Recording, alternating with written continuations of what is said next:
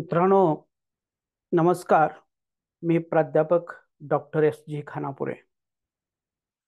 आज एक आपण अत्यंत महत्त्वाच्या विषयावरती बोलणार आहोत, चर्चा करणार आहोत, ज्याचं नाव आहे एरिया रिस्ट्रिक्शन ऍक्ट. ॲक्च्युली कोळी समाजाचे म्हणजे विशेष करून TSP मध्ये जे कोळी राहतात, तर त्या TSP मधल्या महादेव कोळी, मल्हार कोळी, टोकरे कोळी या लोकांचे जे प्रॉब्लेम सुरू झाले, तर ती 1956 पासून सुरू झालेलं आहे आणि आज अखेर ती थांबायला तयार नाही. म्हणून एरिया रिस्ट्रिक्शन ऍक्ट हे काय आहे हे बघणं फार महत्त्वाचं आहे आपल्यासाठी. तर मित्रांनो, हे कदाचित 2 किंवा 3 व्हिडिओज होतील. तर याच्यामध्ये आपण बघणार आहे 1956 मध्ये क्षेत्रबंधन लागू केला म्हणजे नेमकं काय झालं त्यावेळी. त्याच्यानंतर 1956 मध्ये कोळी जमातीपैकी कोणकोणत्या उपगटांना क्षेत्रबंधन लावण्यात आला होता, एरिया रिस्ट्रिक्ट करण्यात आले होते. त्याच्यानंतर 1956 मध्ये एरिया रिस्ट्रिक्शन लावल्यामुळं, क्षेत्रबंधन लावल्यामुळं की OTSP क्षेत्रातील महादेव कोळी आणि मल्हार कोळी यांच्यावरती काय दुष्परिणाम झाले.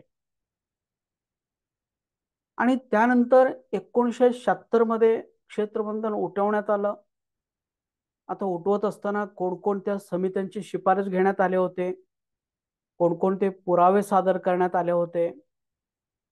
त्यानंतर 1976 मध्ये क्षेत्रबंधन उठलं म्हणजे नेमकं काय झालं, आणि क्षेत्रबंधन उठवत असताना पार्लिमेंटमध्ये काय डिबेट झालेलं आहे, कशासाठी क्षेत्रबंधन उठवलेलं आहे, तिथं काय काय चर्चा झालेल्या आहे. आणि 1976 मध्ये क्षेत्रबंधन उठवत असताना केंद्र शासनाने OTSP क्षेत्रातील ज्या काही जमाती आहेत, ज्यांच्यावर क्षेत्रबंधन लादण्यात आलं होतं, त्यांच्यासाठी कोणकोणत्या सवलती केंद्र शासनाने दिलेला आहे. आणि 1976 मध्ये क्षेत्रबंधन उठलं म्हणजे नेमकं काय आणि त्याचा आपल्याला कसा लाभ होणार आहे आणि लाभ व्हायला पाहिजे होतं, या विषयावरती मित्रांनो 2 किंवा 3 व्हिडिओमध्ये आपण समजून घेऊ. खरा म्हणजे हा विषय अतिशय महत्त्वाचा आहे आणि तितकंच ते फास्ट आहे. परंतु मी तुम्हाला सांगितलेले की कमीत कमी पुराव्याच्या आधारे तुम्हाला तो विषय कसं समजेल याचा मी प्रयत्न करत आहे. नंतर मी खूप डिटेलमध्ये ह्या प्रत्येक मुद्द्यांच्यावरती बोलणार आहे, परंतु आपण कमीत कमी पुराव्याच्या आधारे हा सगळा विषय समजून घेऊ.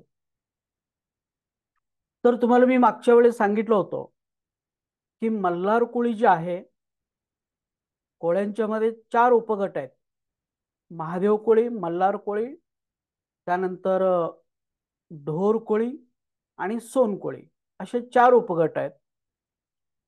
कोळी म्हणून स्वतंत्र जात नाही आहे, तर कोळ्यांच्या मध्ये हे 4 उपगट आहेत.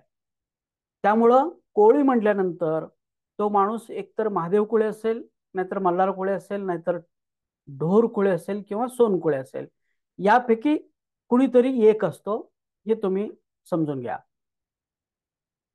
तर मल्हार कोळी जे आहे, तर मल्हार कोळ्यांना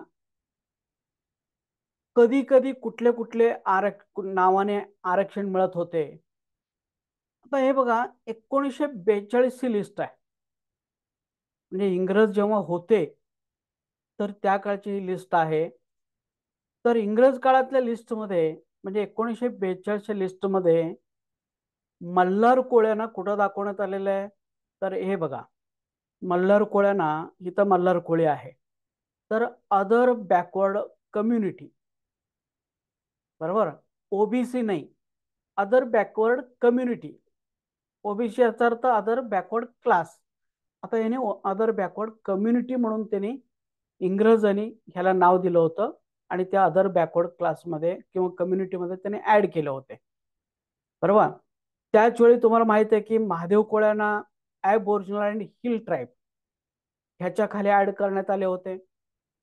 आणि त्या जे ढोर कोळी आहे किंवा कोलचा कोलगा ज्याला आपण म्हणतो त्यांना शेड्यूल्ड कास्ट मध्ये.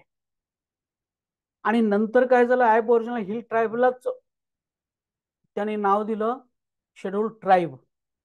आणि हे शेड्यूल कास्ट आहे तसं ठेवलं. नंतर 1950 मध्ये ह्याला शेड्यूल ट्राईब केलं आणि ह्याला अदर बॅकवर्ड क्लास ओबीसी केलं. बरोबर. हे आपल्याला माहित आहे.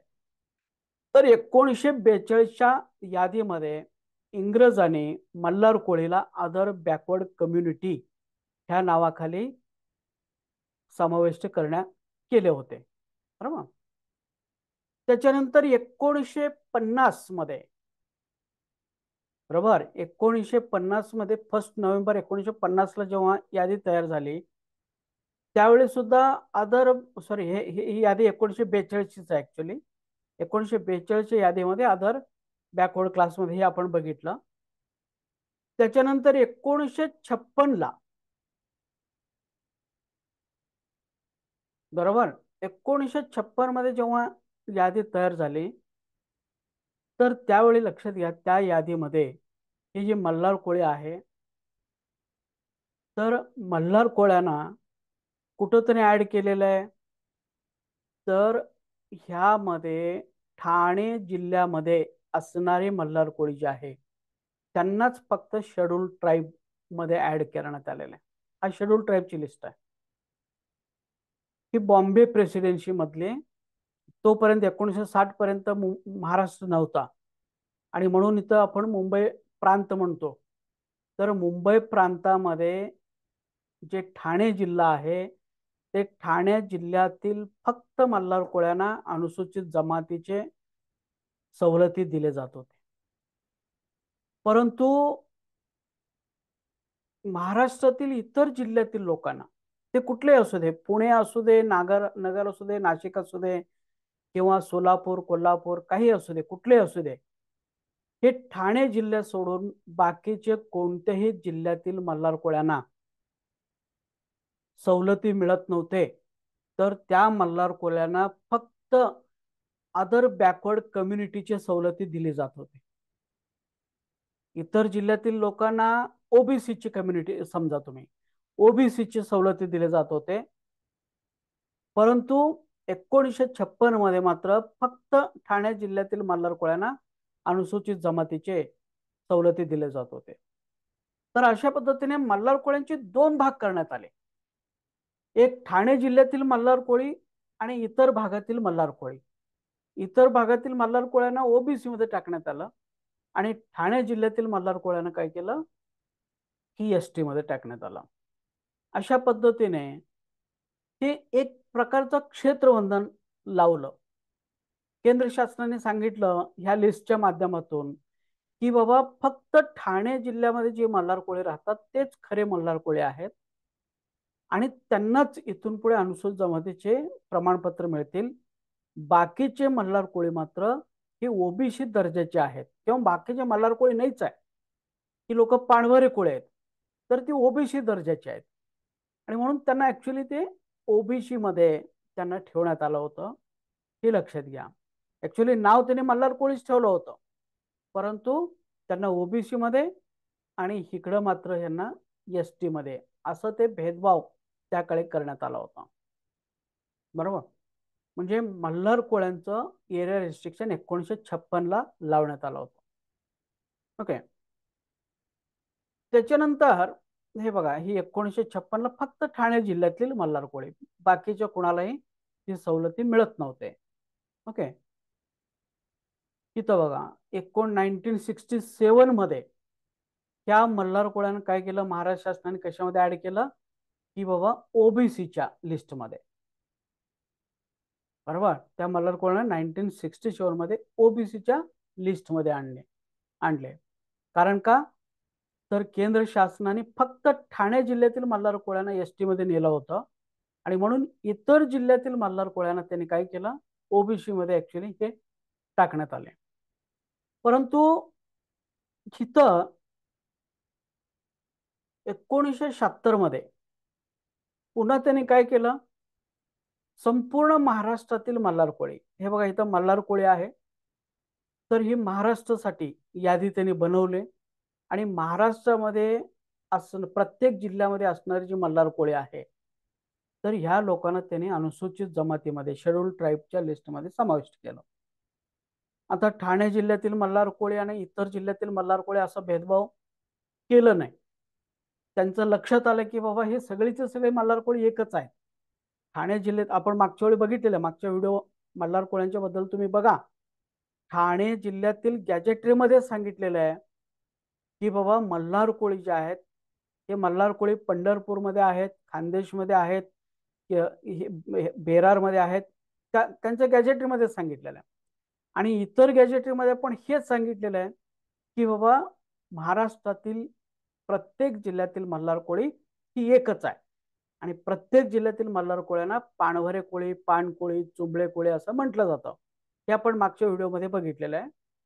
आणि म्हणून त्या जेव्हा पुरावे ह्या वेगवेगळ्या कमिट्यांच्या माध्यमातून समोर आले तेव्हा केंद्र शासनाचं लक्षात आलं की बाबा मल्हार कोळी म्हणून अशी वेगळी दोन जमात नाही आहे, ती एकच आहे. त्यामुळं आपण ठाणे जिल्ह्यातील वेगळे मल्हार कोळी, इतर जिल्ह्यातील वेगळे मल्हार कोळी असा भेदभाव करणं बरोबर नाही. आणि म्हणून आपण जे एरिया रेस्ट्रिक्शन केलेलं आहे, म्हणजे फक्त ठाणे जिल्ह्यातील मल्हार कोळ्यांनी एसटीचे प्रमाणपत्र मिळतील असं आपण जे म्हणलो 1956 मध्ये, ते चुकीचं आहे. त्यामुळं आपण 1956चं लिस्ट आपण रद्द करू आणि नव्याने लिस्ट तयार करू आणि ज्यामध्ये मल्हार कोळ्यांना संपूर्ण महाराष्ट्रामध्ये सवलती देऊ असं केंद्र शासनाने ठरवलं. आणि 1976 मध्ये त्यांनी लिस्ट बनवली, नवीन लिस्ट बनवले, ज्याला आपण अमेंडमेंट ऍक्ट म्हणतो.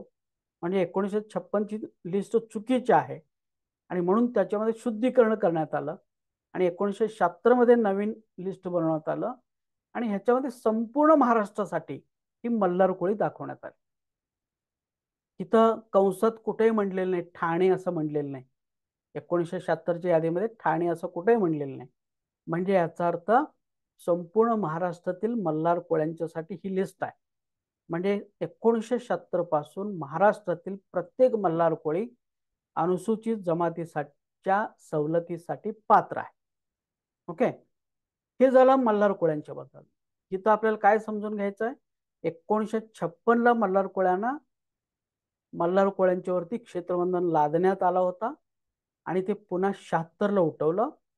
ओके, आणि मग 76 पासून महाराष्ट्रातील प्रत्येक मल्हार कोळी या अनुसूचित जमातीमध्ये आहेत. ओके, आता महादेव कोळ्यांचं काय, महादेव कोळी किंवा कोळी महादेव. ओके, तर यांचं काय, तर मागं आपण बघितलेलं आहे, ही सगळी यादी बघितलेलं आहे. हे बघा, हे महादेव कोळ्यांना सुरुवातीला ॲबओरिजिनल अँड हिल ट्राईब म्हणून सवलती मिळत होते. ॲबओरिजिनल म्हणजे आदिवासी, हिल ट्राईब म्हणजे डोंगरात राहणारे. म्हणजे हे महादेव कोळी प्राचीन काळे डोंगरात राहत होते आणि हे मूळ ह्या देशाचे मालक आहेत, रहिवाशी आहेत. आणि म्हणून इंग्रजांनी ह्यांना काय केलं, ॲबओरिजिनल म्हणजे आदिवासी अँड हिल ट्राईब म्हणजे डोंगरामध्ये राहणारी लोक, असं अशा पद्धतीने त्यांनी काय केलं, AHTP नावाने हे ऍड केले. आणि हे 1921ला बघा त्यांनी पहिली लिस्ट बनवली महादेव कोळ्यांच्यासाठी 1921ला. आणि हे AHTP मध्ये कुठल्या कुठल्या जिल्ह्यामध्ये दाखवलं महादेव कोळी, तर हे बघा हे सगळे जिल्हे आहेत. इथं इथं खानदेश आहे, जळगाव आहे, धुळे आहे, नाशिक आहे, पुणे, सातारा, सोलापूर, ग्रेटर बॉम्बे, कुलाबा, रत्नागिरी, ठाणे आणि कोल्हापूर. म्हणजे मुंबई प्रांतातील प्रत्येक जिल्ह्यामध्ये हे कोळी महादेवला 1921 मध्ये ॲबओरिजिनल हिल ट्राईब नावाखाली दाखवण्यात आलेलं आहे. तिथं असं कुठेही म्हणलेलं नाही की फक्त पुणे, नाशिक, ठाणे ह्याच्यामध्ये आहेत म्हणून. सगळे जिल्हे हे दाखवलेले आहे. आणि इंग्रज काळामध्ये स्वतंत्र समित्या होत्या ह्या जाती जमातींच्यावरती अभ्यास करणारे. आणि ह्या समित्या त्या त्या जिल्ह्यामध्ये जाऊन तिथल्या लोकांची मुलाखत घेऊन त्या त्या जिल्ह्यातील सगळी ऐतिहासिक पुराव्यांचा अभ्यास करून की बाबा नेमके ह्या जिल्ह्यामध्ये कोणती कोळी राहतात ह्याचा त्यांनी परिपूर्ण अभ्यास करून ही यादी बनवलेली आहे. आणि म्हणून 1921ला महादेव कोळी सगळ्या जिल्ह्यात होते, बरोबर. आणि म्हणून तरी ते दाखवण्यात आलेलं आहे. त्याच्यानंतर ही यादी आहे 1935चे, सॉरी 36ची यादी आहे. एक मिनिट हा. ही यादी 1933ची यादी आहे, सॉरी 1933ची. आणि 1933 मध्ये सुद्धा काय झालं, ॲबओरिजिनल अँड हिल ट्राईब म्हणून हे कोळी महादेवला दाखवण्यात येत होते. आणि हे पण कुठं, संपूर्ण बॉम्बे प्रेसिडेन्सीमध्ये, संपूर्ण मुंबई प्रांतामध्ये 1933 मध्ये दाखवण्यात येत होते. आणि इथं बघा, कोळी महादेवच्या समोर कुठंही पुणे, नाशिक, अहमदनगर, कुलाबा, ठाणे असं लिहिलेले नाही. कारण 1933 मध्ये इंग्रजांनी संशोधन केलं होतं, स्वतंत्र कमिटी नेमले होते. त्यांनी प्रत्येक घरी जाऊन त्या कोळ्यांची मुलाखत घेतलेल्या आहे. आणि त्या त्या जिल्ह्यातील, त्या त्या तालुक्यातील संदर्भ ग्रंथांचा अभ्यास केलेला आहे. आणि त्याच्यातनं त्यांनी ही लिस्ट बनवली, बरोबर.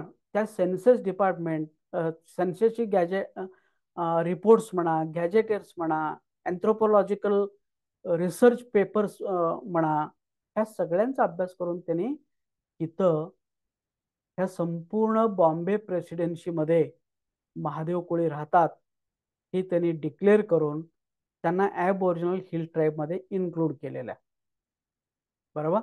म्हणजे 1921ला पण संपूर्ण बॉम्बे प्रेसिडेन्सीमध्ये महादेव कोळी होते. 1933ला पण संपूर्ण बॉम्बे प्रेसिडेन्सीमध्ये महादेव कोळी होते. त्याच्यानंतर बघा, ही 1936 मध्ये बॅकवर्ड ट्राईब म्हणून काय केलं, सगळीकडं हे बघा कोळी महादेव, हे कोळी महादेव प्रत्येक जिल्ह्यामध्ये दाखवण्यात आलेले आहे.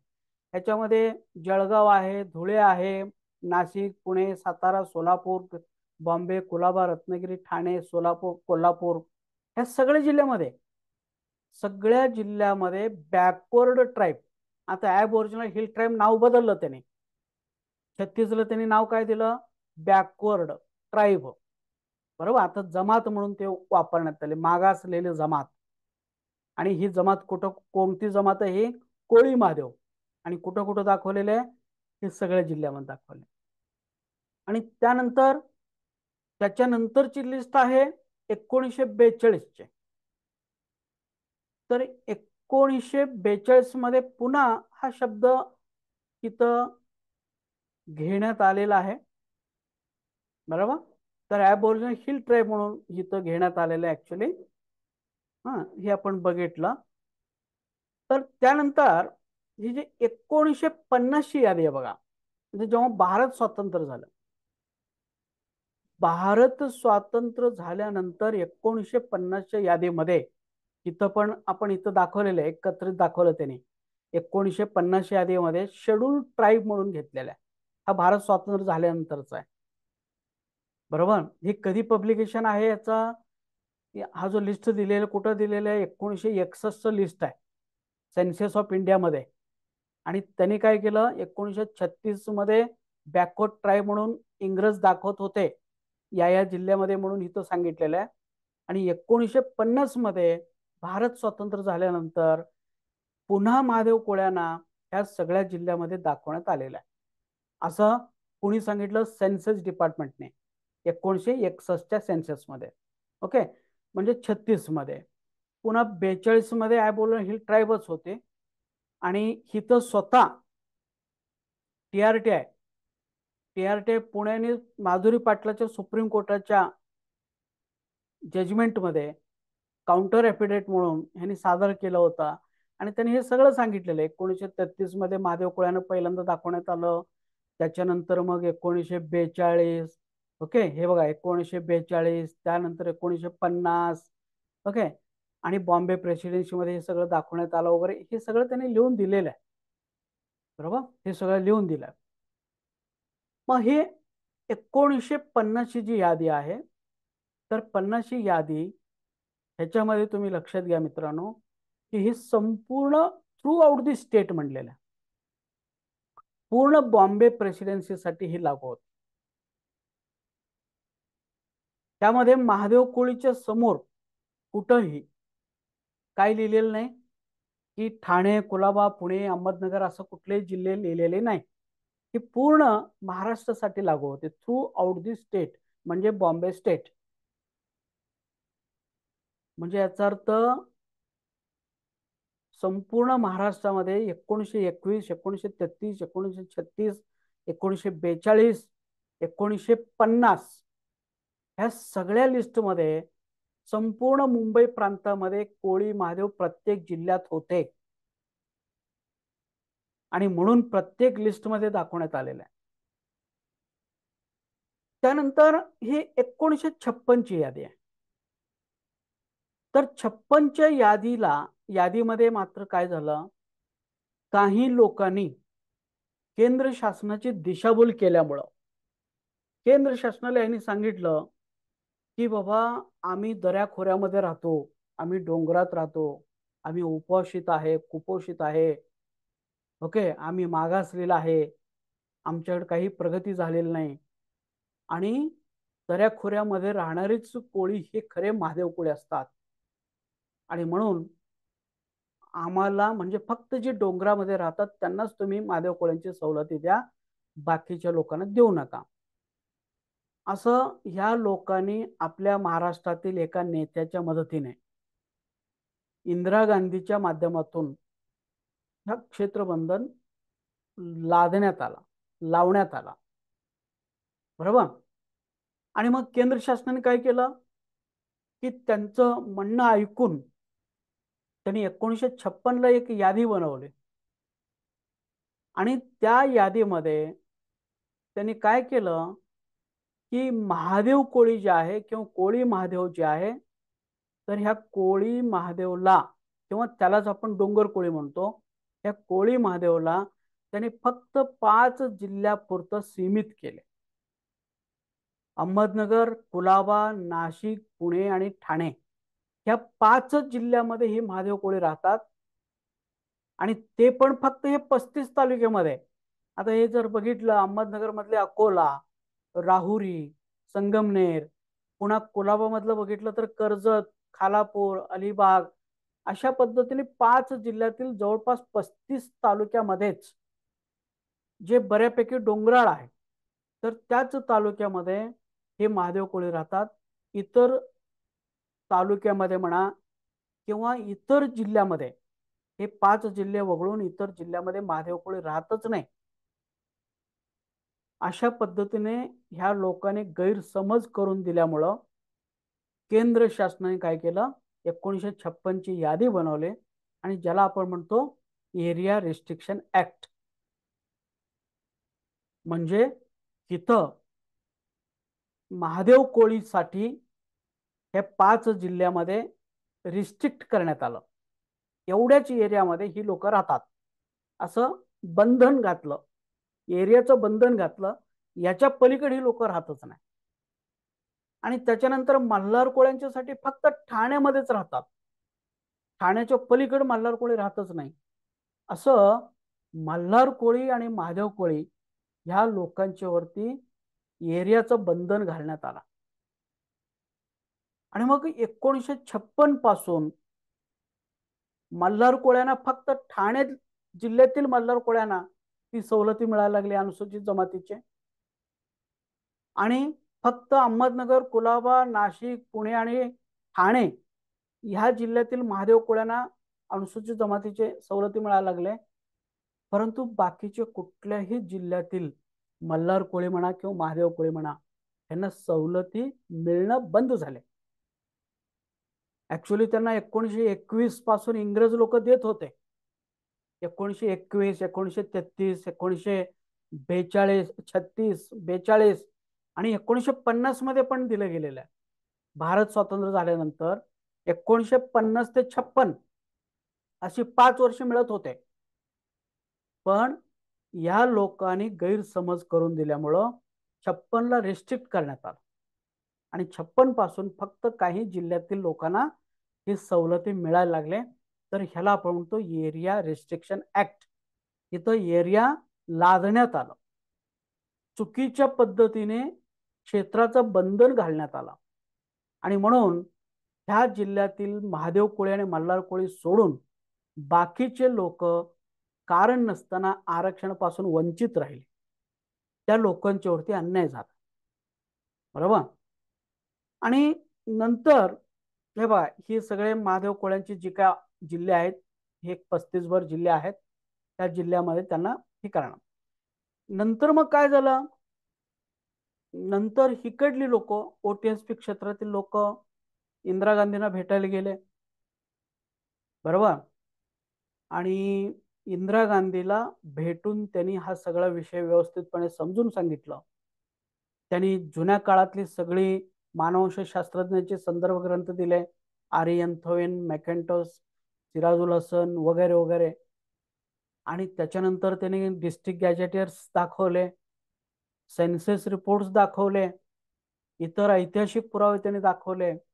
आणि त्यांनी सांगितलं, तुम्ही जे म्हणता की हे 5 जिल्ह्यातील 35 तालुक्यामध्येच हे महादेव कोळी किंवा ठाणे जिल्ह्यामध्येच मल्हार कोळी राहतात, हे चुकीचं आहे. मग त्याच जिल्ह्यामध्ये जर राहत असतील, मग ह्या इंग्रज काळातले सगळे जे काही पुरावे आहेत, तर ह्या पुराव्यामध्ये त्यांनी स्पष्टपणे सांगितलेलं आहे. उदाहरणार्थ असं, खानदेशमध्ये 1891ला, 1891 म्हणतो मी, 1991 नव्हे, 1891ला 35,000 मल्हार कोळी दाखवण्यात आले होते. मग ते कुठे गेले? त्यानंतर खानदेशमध्येच 9,000च्या जवळपास मल्हार कोळी, महादेव कोळी दाखवण्यात आले होते, ते कुठे गेले? त्याच्यानंतर सोलापूर, सांगली, सातारा, कोल्हापूर ह्या भागामध्ये अगदी 3,000, 4,000, 11,000, 15,000 अशा पद्धतीने. उदाहरणार्थ सोलापूरमध्ये 1911च्या सेन्ससमध्ये 10,500, म्हणजे 10,888 महादेव कोळी आणि मल्हार कोळी दाखवण्यात आले होते. मग ते कुठे गेले? असं जेव्हा हे विचारण्यात आलं, तर त्यावेळी तिथं गृहमंत्री ब्रह्मानंद रेड्डी होते, त्यानंतर आपले पंतप्रधान इंदिरा गांधी होते. तर ह्या सगळ्या लोकांना हे सगळं पटवून दिल्यानंतर त्या लोकांनी ते मान्य केलं की बाबा फक्त दऱ्याखोऱ्यामध्येच ही लोक राहतात किंवा विशिष्ट भागामध्येच राहतात, असं म्हणणं पूर्णपणे चुकीचं आहे. ही लोक कुठेही राहू शकतात, कारण वेगवेगळ्या कारणाने ही लोक स्थलांतरित होतात आणि ते कुठेही राहू शकतात. त्यामुळे याच गावामध्ये, याच ठिकाणी ही लोक राहतात असं म्हणणं चुकीचं आहे. यांच्यावरती आपण अन्याय करतो.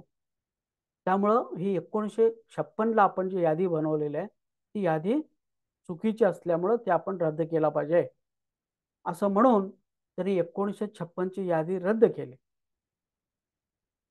आणि त्यानंतर त्यांनी 1976ची यादी बनवली आणि 1976च्या यादीमध्ये त्यांनी सांगितलं की बाबा फक्त मल्हार कोळी ठाण्यामध्येच राहतात असं नाही, संपूर्ण महाराष्ट्रात मल्हार कोळी आहे. त्याच्यानंतर महादेव कोळी फक्त 5 जिल्ह्यात राहतात असं नाही, संपूर्ण महादेव कोळी सगळ्या जिल्ह्यात आहेत असं त्यांनी ते सांगितलं. आणि 1976 पासून मल्हार कोळी आणि महादेव कोळी यांना संपूर्ण महाराष्ट्रामध्ये अनुसूचित जमातीचे फायदे मिळायला लागले.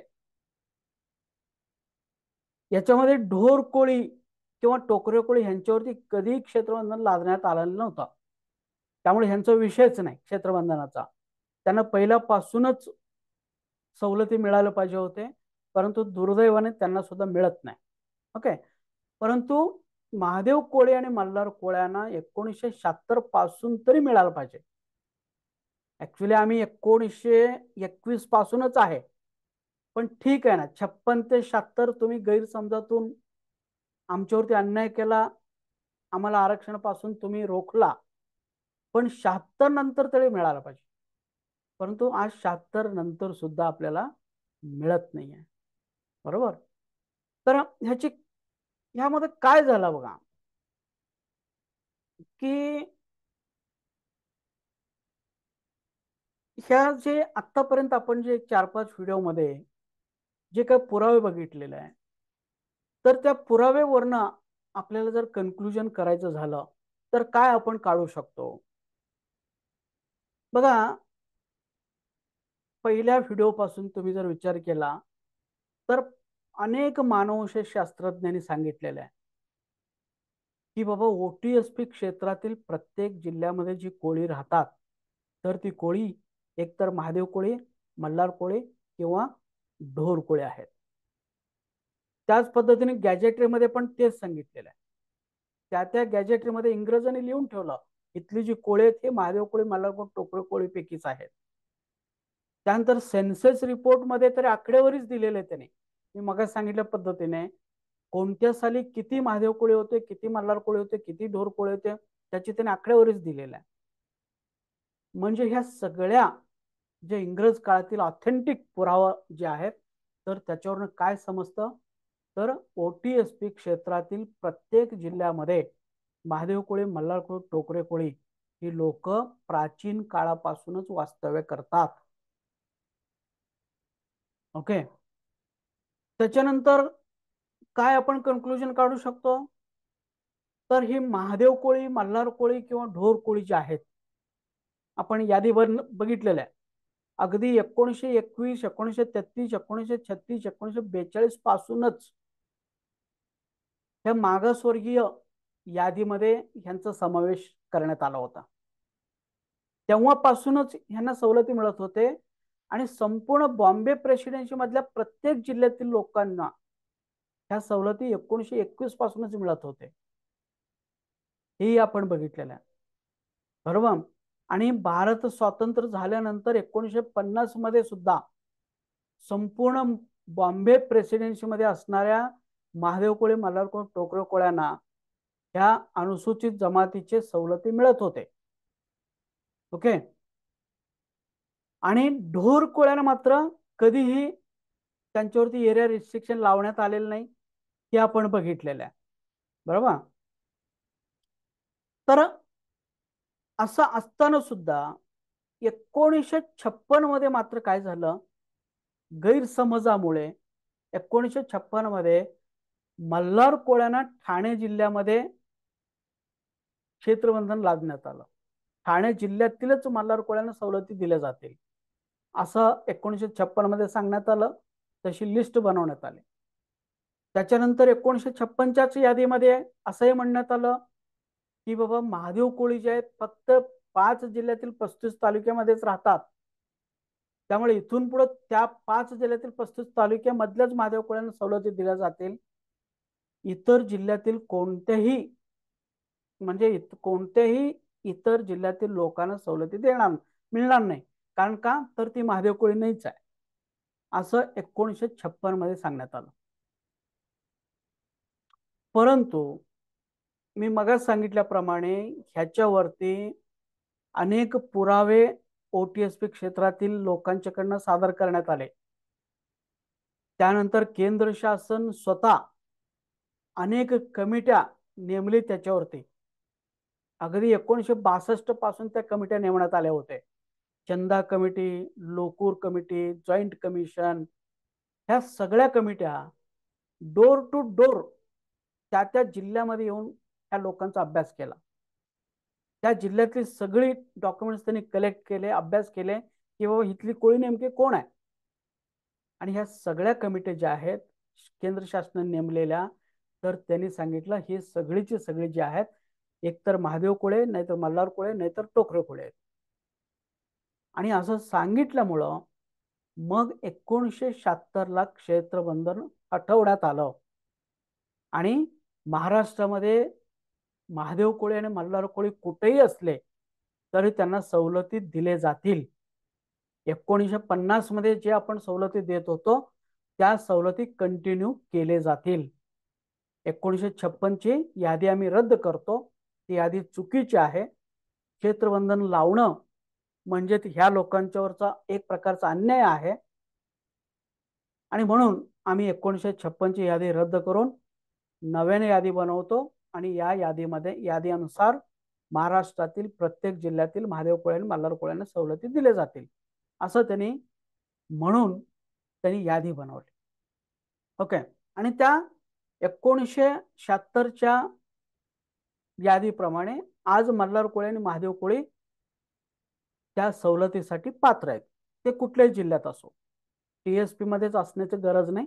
कुठल्याही जिल्ह्यातले महादेव कोळी आणि मल्हार कोळी ती मिळालंच पाहिजे कायद्याने.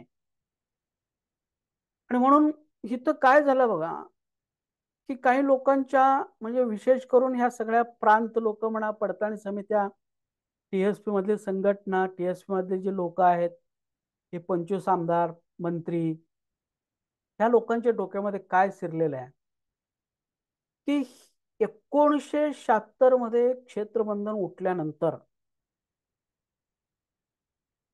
तर हे महादेव कोळी, मल्हार कोळी म्हणून हे ओटीएसपी क्षेत्रातील कोळी लोकांनी स्वतःचे नोंदी करून घेतले आणि अनुसूचित जमातीचं आरक्षण लाटण्यासाठी हे लोकांनी नोंदी करून त्या आरक्षणामध्ये त्यांनी घुसखोरी केली. प्रत्यक्षात ही लोक बोगस आहेत. ही लोक कोळी आहेत. हे महादेव कोळी नाही आहे. ही लोक मल्हार कोळी नाही, असं हे लोक समजायला लागले. पण लक्षात घ्या, आपल्याला 1976 मध्ये पहिल्यांदा घातलेली नाही आहे. 1976 मध्ये पहिल्यांदा आपल्याला अनुसूचित जमातीच्या आरक्षणामध्ये घातलेलं नाही किंवा बॅकवर्ड लिस्ट मध्ये घातलेलं नाही. आपल्याला 1921 पासून 21, 33, 36, 42 आणि 50 ह्या सगळ्या लिस्टमध्ये आपण होतो. फक्त 56 मध्ये आमच्यावरती कारण नसताना एरिया रिस्ट्रिक्शन लादण्यात आला. परंतु प्रत्यक्षात आम्ही 76 पासून आलेलं नाही यादीमध्ये. आपण आलो 1921 पासून, म्हणजे पहिल्या लिस्ट पासून आपण आहोत. इंग्रज काळातल्या पहिल्या लिस्ट पासून आपण ती यादीमध्ये आहे. हे या सगळ्या मूर्खांना समजून सांगणं हे फार महत्वाचं आहे. बरोबर. तर इथं ह्याचं 1956 मध्ये त्यांनी एरिया रिस्ट्रिक्शन लावल्यामुळं त्याचे काय दुष्परिणाम झाले, बरोबर, ह्यामध्ये काय काय दुष्परिणाम झाले मित्रांनो लक्षात घ्या की इथून पुढेच आपल्या समाजाची वाट लागायला सुरू झाली. एकतर ह्या लोकांनी 1956 ते 1976 ह्याच्यामध्ये आमचे आरक्षण त्यांनी थांबवलं 20 वर्ष. 20 वर्ष आम्हाला वंचित ठेवले चुकीच्या कारणाने, गैरसमजातून, अभ्यास नसल्यामुळं, ह्याने पुरावे बघितलं नसल्यामुळं, काही लोकांनी गैरसमज करून दिल्यामुळं किंवा काही लोकांनी जबरदस्तीने ते करून घेतले की बाबा फक्त 5 जिल्ह्यातील लोकांना तुम्ही सवलत द्या, बाकीच्यांना देऊ नका, असं त्यांनी करून घेतल्यामुळं काय झालं, आपण महादेव कोळी, मल्हार कोळी, टोकरे कोळी असून सुद्धा कारण नसताना 20 वर्ष वंचित राहिलो. 56 ते 76 पर्यंत. बरोबर. आणि ह्या 56 ते 76 मध्ये आपलं खूप मोठं नुकसान झालेलेच आहे. परंतु लक्षात घ्या त्याच्याबरोबर अजून काय काय साईड इफेक्ट झाले. ह्या 56 मध्ये एरिया रिस्ट्रिक्शन लावल्यामुळं काय काय त्याचे दुष्परिणाम झाले. तर पहिला दुष्परिणाम असं झालं की 1956 ते 76 ह्या 20 वर्षामध्ये ओटीएसपी क्षेत्रातील महादेव कोळे आणि मल्हार कोळ्यांची नोंदी फक्त कोळी म्हणून झालेले आहेत. फक्त कोळी म्हणून झालेले आहेत. कारण का, तर केंद्र शासनाने 1956 ला एरिया रिस्ट्रिक्शन केल्यामुळं महादेव कोळी, मल्हार कोळी हे फक्त, मल्हार कोळी फक्त ठाण्यामध्ये राहतात आणि महादेव कोळी फक्त 5 जिल्ह्यामध्येच राहतात, इतर जिल्ह्यामध्ये राहत नाही. असं केंद्र शासनाने डिक्लेअर केल्यामुळं काय झालं, बाकीच्या जिल्ह्यातील कोणीही महादेव कोळे आणि मल्हार कोळ्यांची नोंदी घ्यायला तयार नव्हते, कारण कायदाच झाला होता इकडे महादेव कोळे आणि मल्हार कोळ राहतच नाही म्हणून. म्हणून कुठलेही शिक्षक लोक तुमच्या शाळेच्या रजिस्टरमध्ये घेत नव्हते, तहसीलदार ऑफिसमध्ये किंवा ग्रामपंचायतीमध्ये जन्म मृत्यू रजिस्टरमध्ये महादेव कोळी म्हणून घेत नव्हते, कारण ते म्हणायचे इथं महादेव कोळीच नाही, त्यामुळे महादेव कोळी कसं घ्यायचं. त्यानंतर महसूलच्या कुठल्याही डॉक्युमेंटमध्ये आपली महादेव कोळी मल्हार कोळी नोंदी झालेली नाही. त्याच्यानंतर जनगणना जेव्हा तुमचे 1961 जनगणना झाले, 56ला एरिया रिस्ट्रिक्शन लावण्यात आलं. 56 ते 76 पर्यंत एरिया रिस्ट्रिक्शन होता, 76ला उठला. आता 56 ते 76 मध्ये 2 जनगणना होऊन गेले. 1961 एक जनगणना आणि 1971 एक जनगणना, 2 जनगणना होऊन गेले. आणि त्या दोन्ही जनगणनेमध्ये ती जनगणना अधिकाऱ्यांना आदेशच होते की बाबा फक्त 5 जिल्ह्यातील 35 तालुक्यातील जी काही कोळी आहे त्यांचीच फक्त महादेव कोळी म्हणून नोंद घ्या, आणि ठाणे जिल्ह्यातील लोकांचीच फक्त मल्हार कोळी म्हणून नोंद घ्या. पण बाकीच्या कोणत्याही जिल्ह्यातील लोक जरी म्हणत असले आम्ही महादेव कोळे आम्ही मल्हार कोळे आहे, तर त्यांची नोंद घेऊ नका, असा स्पष्ट आदेश होते. कारण केंद्र शासनानेच तो कायदा केला होता 1956 मध्ये. आणि म्हणून 1961ला आणि 1971ला आमच्या नोंदी हे महादेव कोळे आणि मल्हार कोळे म्हणून घेण्यातच आलेलं नाही, फक्त कोळी म्हणून नोंदी झालेल्या आहे. बरोबर, फक्त कोळी म्हणून तुम्ही काही सांगितलं ना, मी महादेव कोळे आहे मी मल्हार कोळे आहे, तरी सुद्धा ते काय करायचे की तुमचे नोंदी फक्त कोळी म्हणून करायचे. बरोबर. मग आता त्याच्यानंतर गोविंद गारे सारखा तज्ञ माणसाने याचा खूप चांगला उपयोग केला. तर तो काय करायला लागला बघा, तर त्या माणसामुळं आपण कसं वंचित राहिलो आणि कुठं आपण अडकलो, कुठून आपल्या अन्यायाला सुरुवात झाली, तर ह्या गोविंद गारेमुळं. ह्या गोविंद गारेने इथेनोग्राफिकल नोट्स म्हणून एक पुस्तक लिहिलेलं आहे, आणि ते पुस्तक सगळ्या राज्य शासनाला दाखवतो, केंद्र शासनाला दाखवतो, आणि त्या कोर्टामध्ये ते इथेनोग्राफिकल नोट्स तो दाखवतो, आणि त्याच नोट्स आत्ताच्या सगळ्या कमिट्या सुद्धा दाखवतात.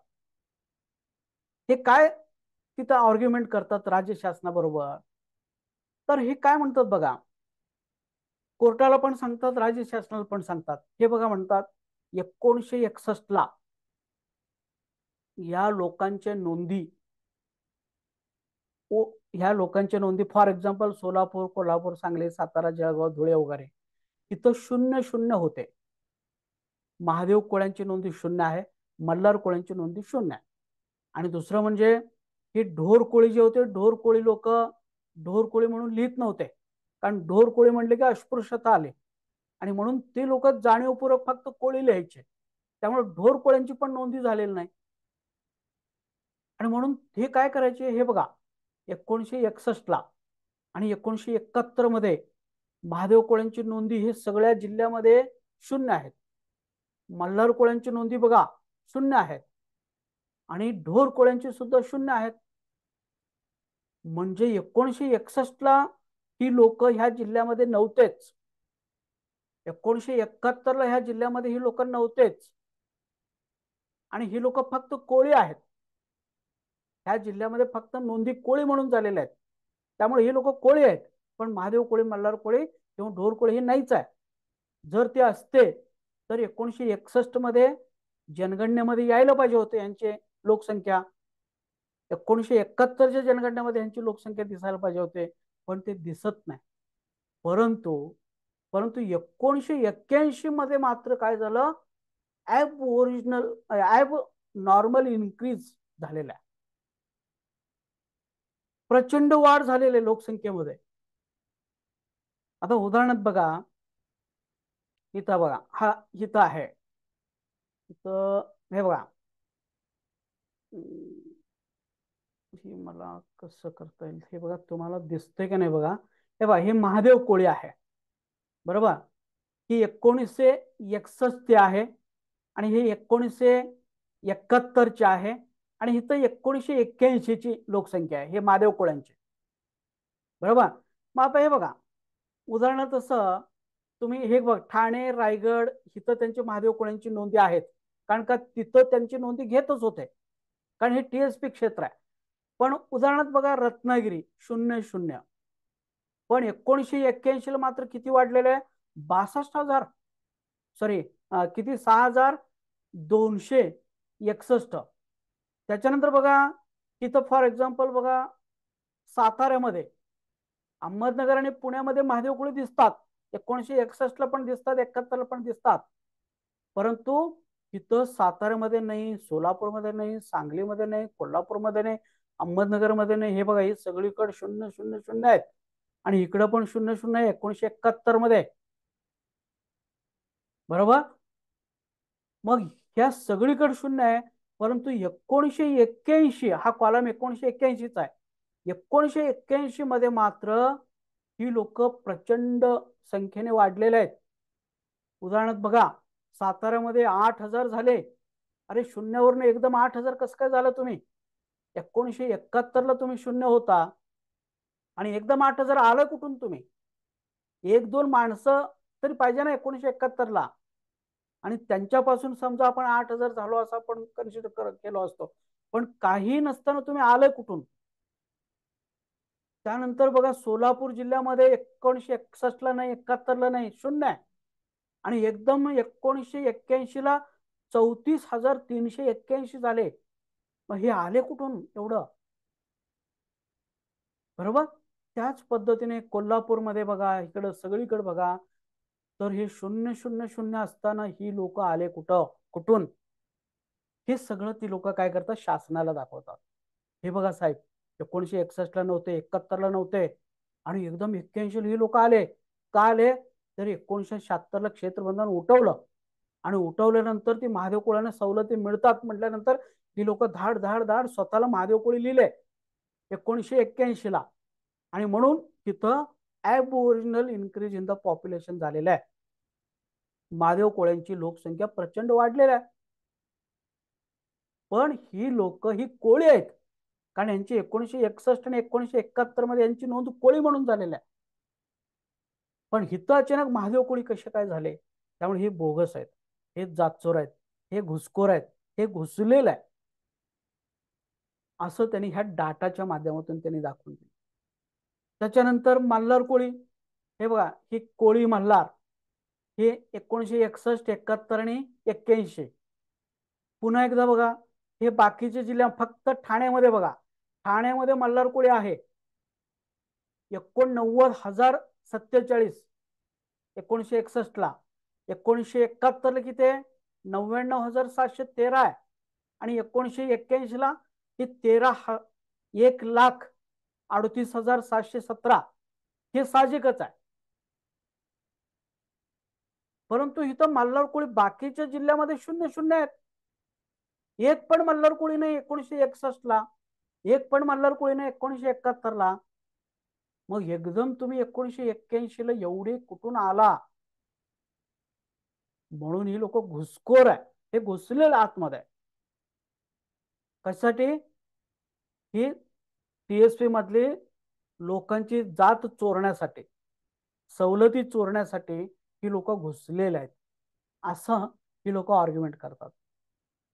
लक्षात घ्या. आता फॉर एक्झाम्पल बघा, औरंगाबाद मध्ये 61 ला मल्हार कोळी 0 आहे, 71 ला मल्हार कोळी 0 आहे, पण एकदम इथं 81 ला 13,514 मल्हार कोळी झाले. कुठून आले एवढे सगळे मल्हार कोळी? हा प्रश्न उपस्थित केला जातो, आणि मग तिथला मुख्यमंत्री म्हणतो, हो हे बरोबर आहे, ही लोक 0 असताना हे एकदम आले कुठून हे लोक? आणि कोर्ट पण म्हणतो बरोबर आहे, ही आकडेवारी, एक दोन तरी माणसं असायला पाहिजे ना, सगळं 0 होते, मग हे आले कुठून? त्यामुळे हे फेक आहेत, हे बोगस आहेत.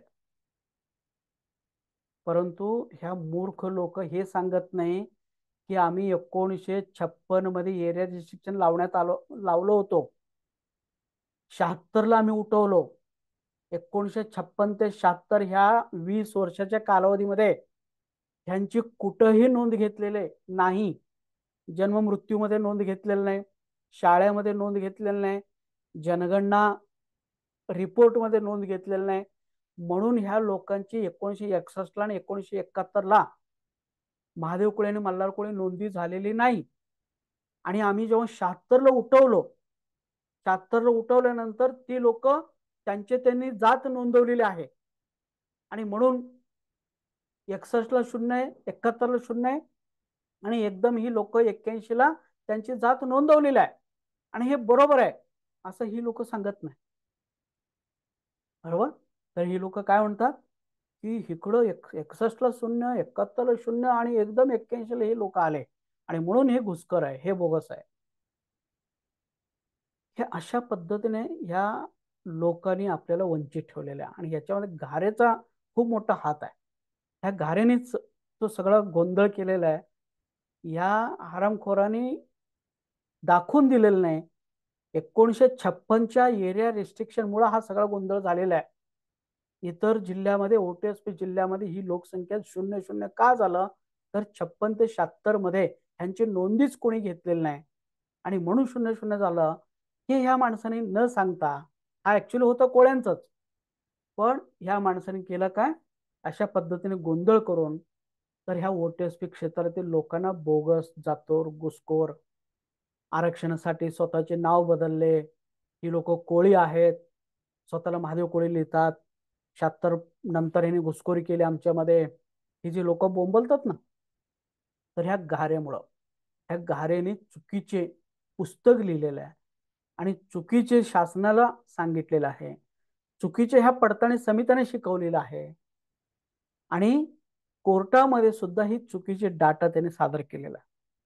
आणि म्हणून तेव्हापासून आपल्याला घुसखोर, जातचोर म्हटलं जातं.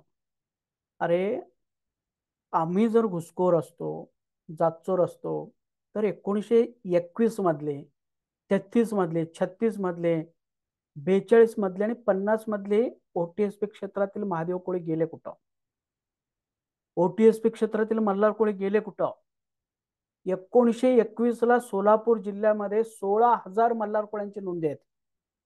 1921ला. मग ते 16,000 मल्हार कोळी 1921चे गेले कुठं?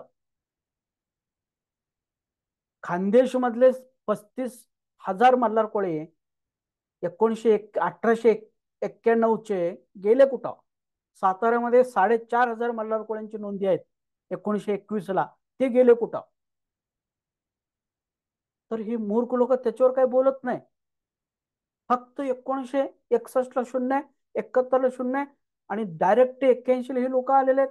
त्यामुळे हे बोगस आहेत, घुसखोर आहेत, जातचोर आहे, अशा पद्धतीने हे बोंबलत असतात. परंतु मित्रांनो, ही वस्तुस्थिती नाही आहे.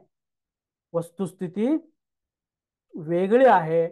मी तुम्हाला सांगितलं की बाबा 1956 ते 76 मध्ये क्षेत्रबंधन लावल्यामुळं आपली जाणीवपूर्वक नोंदी कुणी घेतलेलीच नाही आहे.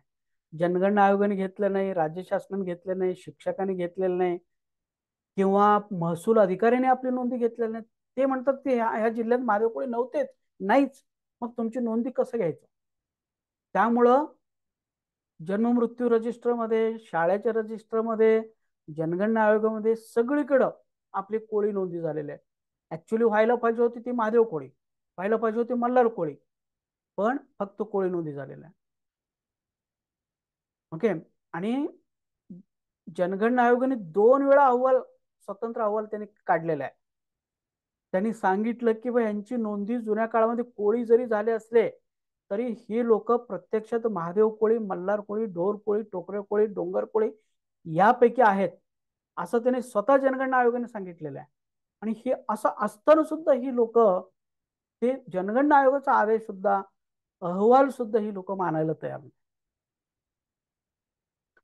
त्याच्यानंतर मी तुम्हाला सांगितलं ढोर कोळ्यांची तरी व्हायला पाहिजे होती, त्यांची पण झाले नाही. कारण का, अनेक ठिकाणी लिहिलेलं आहे की ढोर कोळी स्वतःची नोंद ढोर कोळी म्हणून लिहित नव्हते. कारण ढोर कोळी लिहिल्यानंतर ते अस्पृश्यामध्ये मोडत होते, त्यांना लोक जवळ करत नव्हते. म्हणून ते एकतर मल्हार कोळी लिहित होते, नाहीतर फक्त कोळी लिहित होते. कोळी लिहिण्यामध्ये त्यांनी पसंती करत होते, असं त्यांनी अनेक ठिकाणी सांगितलेलं आहे. त्यामुळे ढोर कोळ्यांची पण झालेलं नाही, आणि महादेव कोळे आणि मल्हार कोळ्यांची तर जाणीवपूर्वक शासनाने करूनच घेतलेलं नाही. आणि म्हणून 1961 आणि 71च्या जनगणनेमध्ये आपली लोकांची नोंदी 00 दिसतात. परंतु 0 नोंदी असले तरी मुद्दामून आपल्यावरती अन्याय करून ह्या लोकांनी ह्या 0 नोंदी करून घेतलेल्या आहे, हे तुम्ही लक्षात ठेवा. तर जेव्हा 1976ला क्षेत्रबंधन उठला, तेव्हा मग पुन्हा प्रत्येकाने काय केलं की बाबा मी महादेव कोळे आहे, मी मल्हार कोळे आहे, मी ढोर कोळे आहे, मी टोकरे कोळे आहे. म्हणून त्यांनी प्रत्येकाने आपापले जनगणना अधिकारी जेव्हा घरी येत होते, तर तेव्हा त्यांची नोंदी त्यांनी केलेल्या आहे, बरोबर. आणि त्यावेळी जनगणना आयोगाच्या अधिकाऱ्याने तो नोंदी घेतलेला आहे. कारण का, क्षेत्रबंधन उठलेलं आहे, केंद्र शासनाने सांगितलेलं आहे की प्रत्येक जिल्ह्यामध्ये महादेव कोळे आणि मल्हार कोळे आहेत. आणि म्हणून ह्या लोकांनी 1981 पासून आपल्या नोंदी घ्यायला सुरू केले.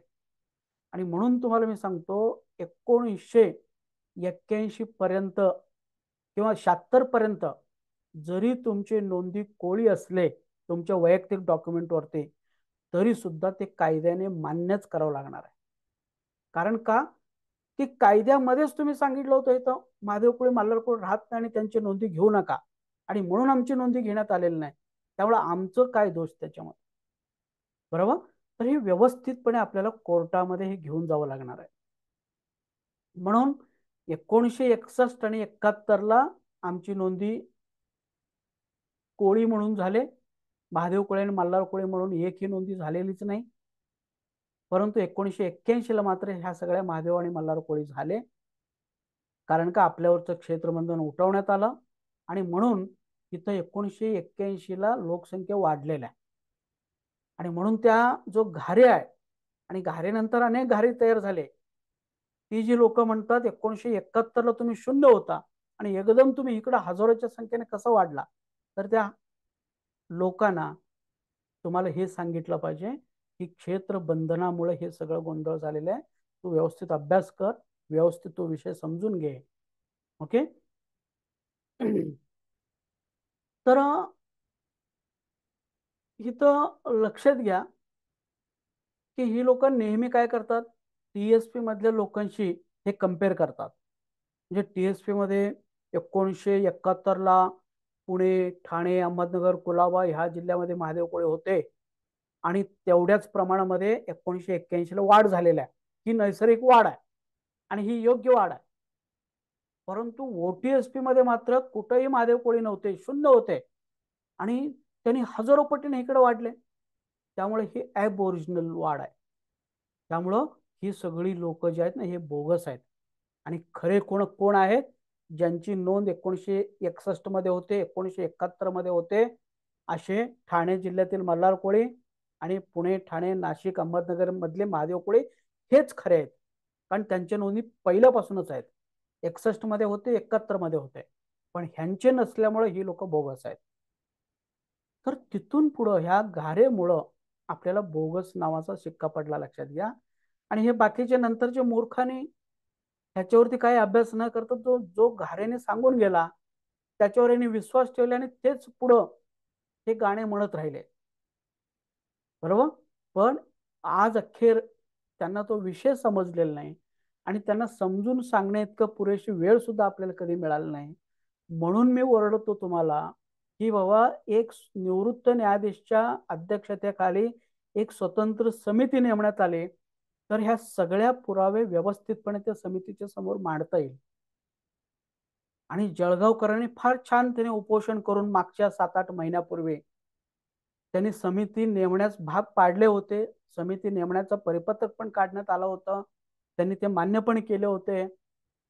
परंतु तथाकथित काही लोक स्टेजवरती आरडाओरड करून ह्या सगळ्या आमदार खासदारांना त्यांनी स्टेजवर येऊच दिलं नाही, त्या मंत्र्यांना येऊच दिलं नाही, आणि त्याच्यातनं ती लोक नाराज झाले आणि ती कमिटी बरखास्त झाली.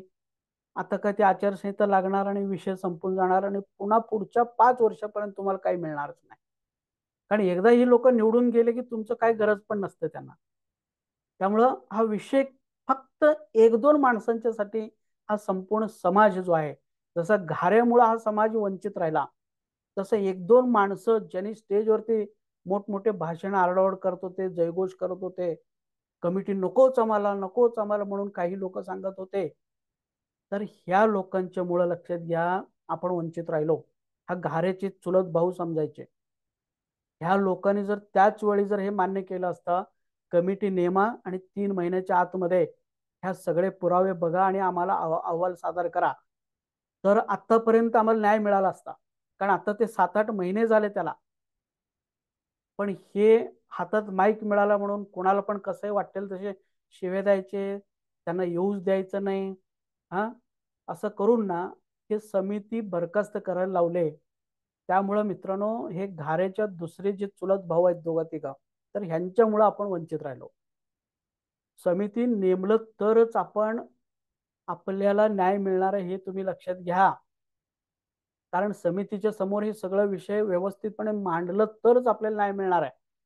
फक्त कुठेतरी मुख्यमंत्र्यांसमोर मिटिंग झाले 5 मिनिटाचं आणि आता रातोरात्र जे आर निघायला पाहिजे, हे जे मूर्ख लोक सांगतात ना, तसं कधी होत नाही.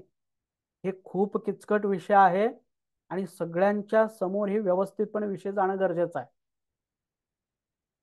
म्हणून येणारं 5 वर्ष सुद्धा तुम्हाला न्याय मिळणार नाही. कारण जी समिती नेमण्यात आली होती, रमेश दादांच्या माध्यमातून ती समिती नेमण्यात आली होती, पण काही लोकांच्या मुळे ही बरखास्त झाली आणि ते पुन्हा पुढच्या 5 वर्षापर्यंत आता काही होणारच नाही, हे तुम्ही लक्षात घ्या. म्हणून गद्दार लोक हे येतं. गोविंद घारे तर होताच होता, पण ह्यांच्यामुळं हा सगळं समाज आता अडचणीत आलेले, हे तुम्ही लक्षात घ्या. तर आपण घुसखोर नाही, पण ही लोक आपल्याला घुसखोर समजतात. कारण का त्यांचा अभ्यास कमी आहे, त्यांना वस्तुस्थिती माहीत नाही, ते कधी पुरावे वाचले नाही, बघितले नाही. त्यामुळं ही लोक स्वतःच्या गैरसमजातून आपल्याला घुसखोर म्हणतात, आपल्यावरती आरोप ठेवतात. तर हे आरोप चुकीचा आहे. आणि दुर्दैवाने लक्षात घ्या, 1976 मध्ये क्षेत्रबंधन उठलं, इतकं क्रिस्टल क्लिअर आहे. 76 मध्ये क्षेत्रबंधन उठून आपल्या वाढीव लोकसंख्येच्या आधारे आदिवासी विकास विभागाला आदिवासी विकास निधी सुद्धा मिळतो आणि आपल्या वाढीव लोकसंख्येच्या आधारे अनुसूचित जमातीसाठी महाराष्ट्रामध्ये विधानसभा मतदारसंघ आणि लोकसभा मतदारसंघ सुद्धा वाढवलेले आहेत. आमच्या नावाचा फंड येतो, आमच्या नावाचे आमदार आणि खासदार पण वाढवलेले आहे. पण हे सगळे टीएसपीतली लोक नाक बांधून हे सगळे त्याची सवलती खात आहेत, उपभोगत आहेत. परंतु आज अखेर सुद्धा आम्ही वंचित आहे. ह्या पडताळणी समित्यांच्या आणि प्रांतांच्या डोक्यामध्ये एवढा फिट्ट बसवण्यात आलेला आहे की ओटीएसपीतली लोक हे बोगसच आहेत. क्षेत्रबंधन हे जे उठवलं ते चुकीचं आहे, ते क्षेत्रबंधन उठवलेला. आणि हे लोक म्हणतात क्षेत्रबंधन जे उठलं, टीएसपी मधल्या जे महादेव कोळी मायग्रेट झाले, टीएसपी मधल्या मायग्रेट झालेल्या महादेव कोळ्यांना सवलती देण्यासाठी क्षेत्रबंधन उठलेलं आहे, असं हे अधिकारी लोक सांगतात. परवा दिवशी मीटिंग मध्ये झापलो मी, अरे जरा तरी अक्कल आहे का तुम्हाला? तर इतके चुकीचे नॉलेज यांच्याकडे आहे, अर्धवट नॉलेज यांच्याकडे आहे.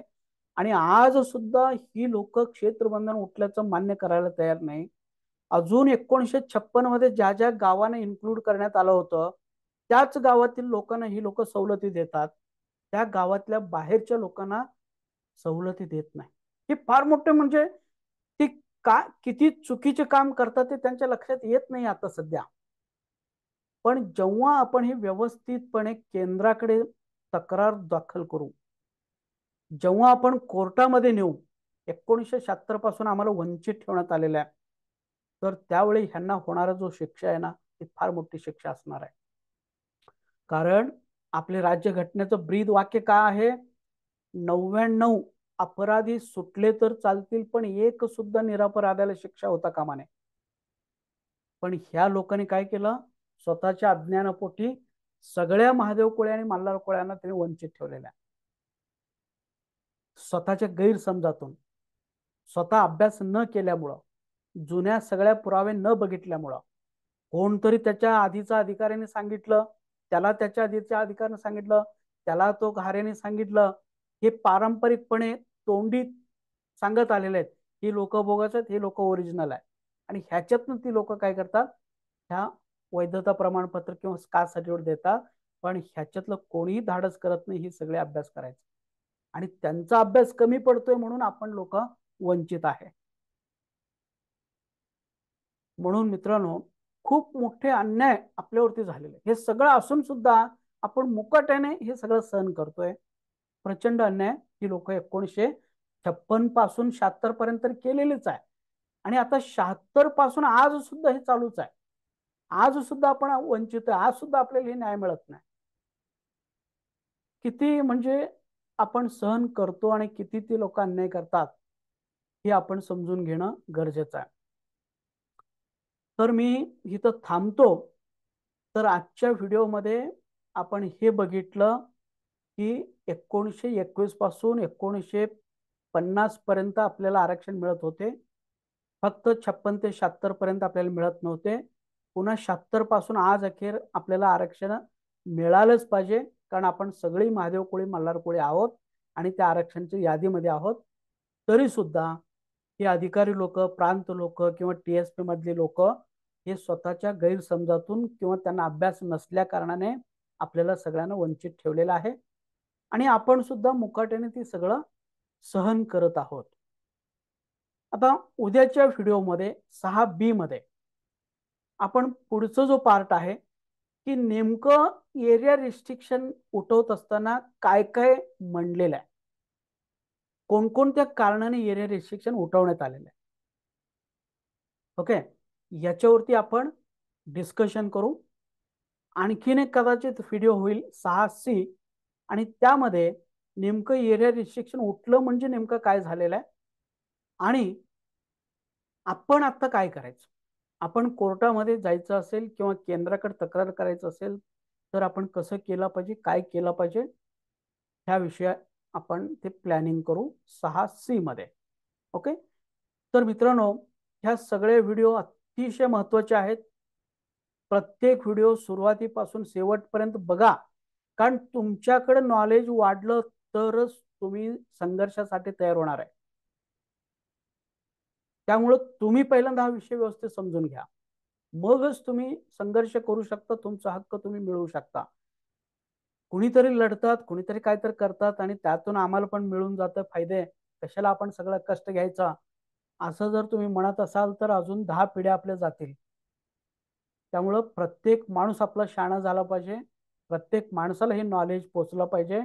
त्यासाठी ही सगळी व्हिडिओ तुम्ही क्रमाने बघा. अजून जवळपास 20-25 व्हिडिओज वेगवेगळ्या विषयावरती मी अपलोड करणार आहे. सगळं व्यवस्थितपणे बघून घ्या आणि प्रत्येक ग्रुपला शेअर करा, सगळ्यांना दाखवा, ह्याच्यावर चर्चा करा, व्हिडिओच्या खाली तुमचे मनोगत व्यक्त करा, तुमचे काही प्रश्न असेल तर प्रश्न विचारा. ओके, फक्त शांत बसून राहू नका. 1-2 माणसांच्या संघर्षाने ह्या 1956 पासूनचा हा प्रश्न मिटणार नाही. सगळेच शाणे झाले, सगळेच लढायला तयार झाले तरच हा प्रश्न मिटणार आहे. ओके, ठीक आहे, मी तो थांबतो. Thanks, God bless you. संपूर्ण व्हिडिओ बघा.